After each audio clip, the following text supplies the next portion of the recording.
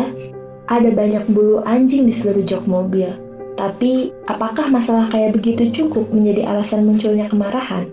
Serius deh, waktu Chris masuk ke dalam garasi kemarin malam, dengan sengaja ia memeriksa ke dalam mobilku, dan kemudian membuat keributan di rumah.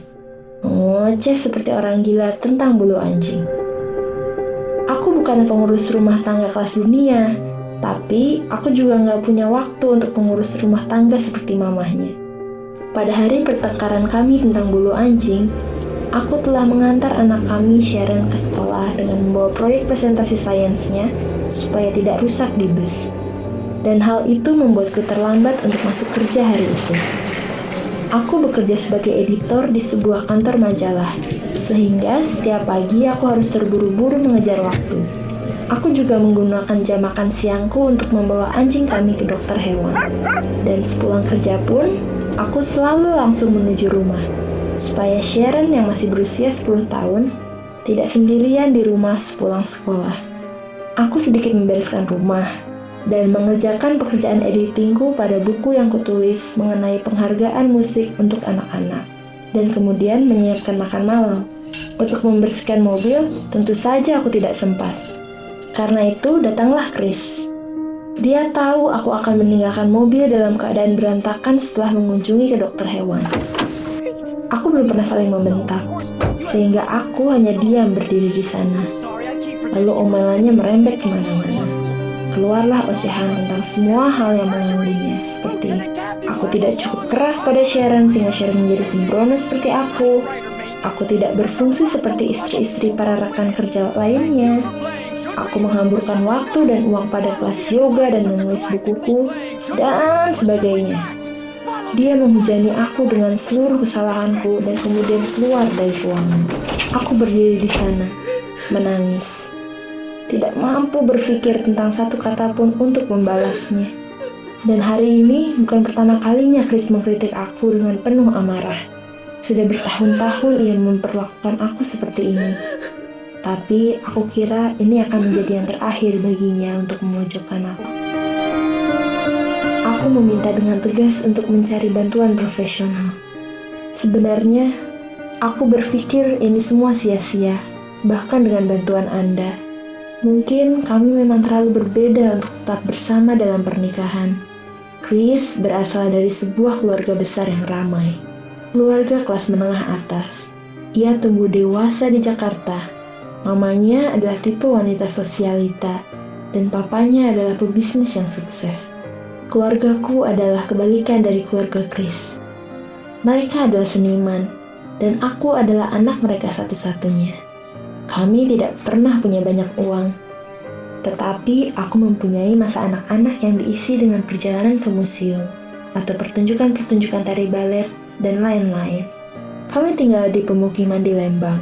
Aku tidak pernah punya kehidupan sosial yang beragam. Tubuhku tinggi, dan anak-anak di sekolah tidak tertarik untuk masuk ke kelas seni saat itu. Jadi, aku selalu menyendiri. Bahkan ketika aku mendapat beasiswa di UPI, aku rasa aku tidak pandai bergaul. Chris adalah orang pertama setelah orang tuaku yang membuatku merasa dicintai. Dan yang mengerikannya, aku masih mencintainya saat ini. Pertemuan pertama kami sangat romantis. Aku adalah anggota kuartet alat musik Dawai, dan ketika kami bermain di Jakarta pada bulan Desember, Chris datang dari pintu panggung dengan selusing bunga mawar untukku.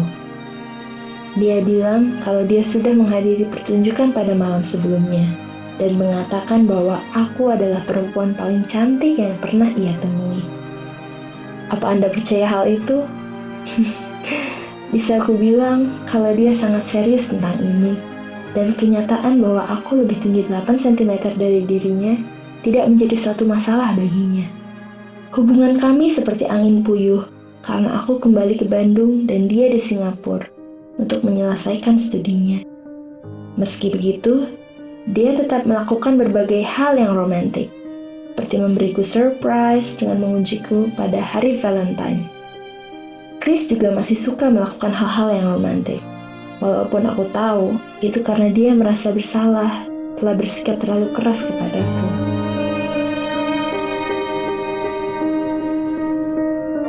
Kami menikah di bulan Mei 11 tahun yang lalu, dan kami pindah ke Yogyakarta.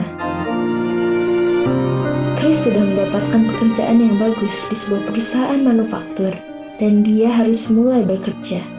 Sepertinya masalah kami dimulai saat dia membuatku berada di luar batas kemampuanku. Tiba-tiba, laki-laki romantis ini menjadi seorang yang fanatik terhadap perapihan. Walaupun aku sangat sibuk bekerja secara penuh di majalah dan juga bergabung dalam orkes lokal, aku diharapkan untuk bisa menyelesaikan seluruh pekerjaan rumah tangga.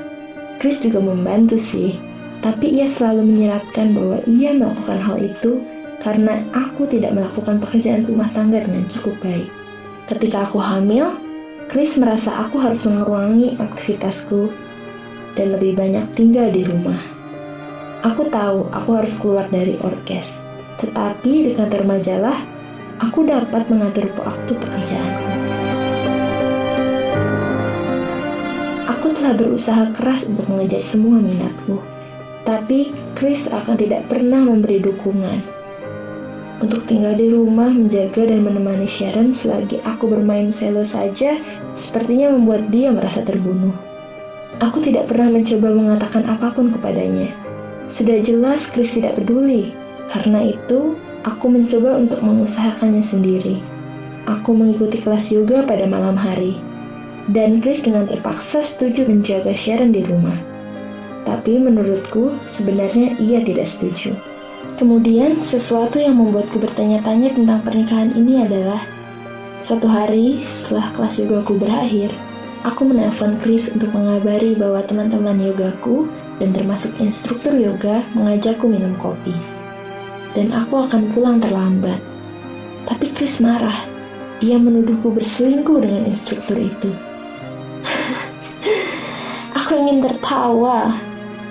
Sebenarnya, ini membuktikan bahwa hubungan kami sudah masuk ke dalam suatu ketidakpercayaan.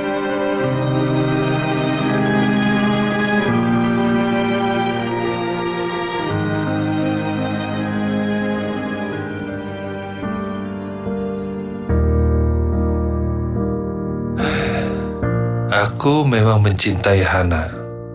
Masalahnya, hal-hal yang membuatku tertarik kepadanya adalah sumber munculnya permasalahan dalam kehidupan pernikahan kami. Hana itu seorang pemimpi. Hal itu baik sih, tapi ya kadang kan harus ada yang didisiplinkan ya, dengan prioritas. Terutama kalau udah punya keluarga. Nih, contohnya, bukunya yang ditulis nih ya. Sebenarnya dia dapat menyelesaikan beberapa bulan jika dia mengerjakannya dengan sistematis. Tapi dia malah bersantai-santai. Dia meninggalkan halaman naskah di mana-mana. Dia membuang waktu sambil lihat-lihat keluar jendela. Lalu rumah jadi berantakan. Dia malah memesan pizza. Aku tidak melebih-lebihkan keadaan. Aku mengakui bahwa aku itu punya standar yang tinggi tentang perawatan rumah. Tapi Hana sungguh-sungguh jauh dari itu. Ketika dia sedang kreatif, dia seperti berada di dunia lain.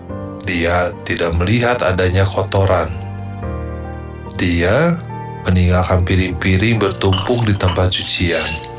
Dan malah memilih menggunakan piring-piring kertas coba. Oke lah, mungkin aku yang terlalu terbawa suasana kemarin.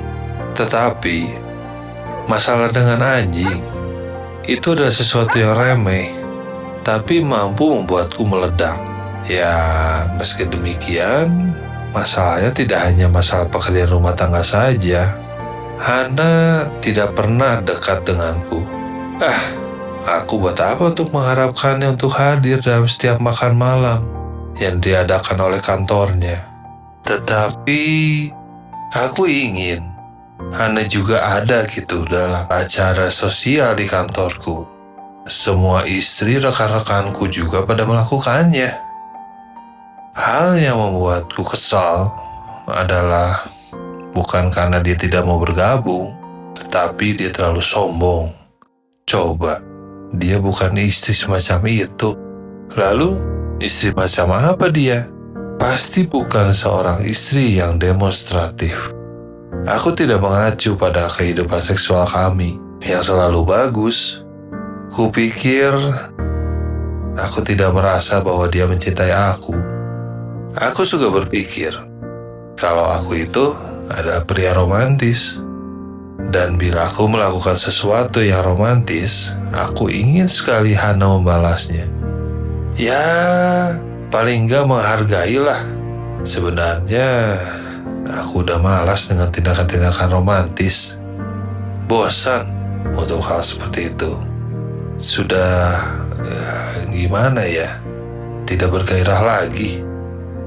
Tapi, ya terkadang aku ingin memperhatikannya dan aku ingin memperlihatkan perhatian itu dengan bunga. Ketika aku pertama kali melihatnya, aku menganggap dia seperti lukisan Modigliani dengan kecantikan yang memikat, sangat mengagumkan dan halus. Dia masih membuatku berpikir seperti itu. Aku memberinya bunga dan aku tidak mendapatkan apa-apa, hanya ucapan terima kasih yang dingin. Aku berharap aku tahu kapan dan di mana masalah ini akan terjadi. Kami tidak banyak meluangkan waktu bersama, apalagi sesudah menikah. Tetapi kami memang membicarakan masa depan kami. Dan kami memutuskan supaya Hana keluar dari keanggotaan orkestra bila anak kami lahir. Jadi, kenapa aku yang dipersalahkan? Oke, masalah yoga. Ini benar-benar membuatku sangat gila. Aku hanya sendiri di rumah bersama Sharon, dan Hana melakukan yoga, lalu pergi dengan lelaki muda yang keren. Tidak dapatkan dia bersama denganku saat itu? Kukira Hana tidak menginginkan keutuhan pernikahan ini. Sepertinya dia dengan sengaja sedang memprovokasi aku. Aku akan sangat sakit hati sekali bila aku harus kehilangan dia dan Sharon. Tapi apa yang dapat aku lakukan?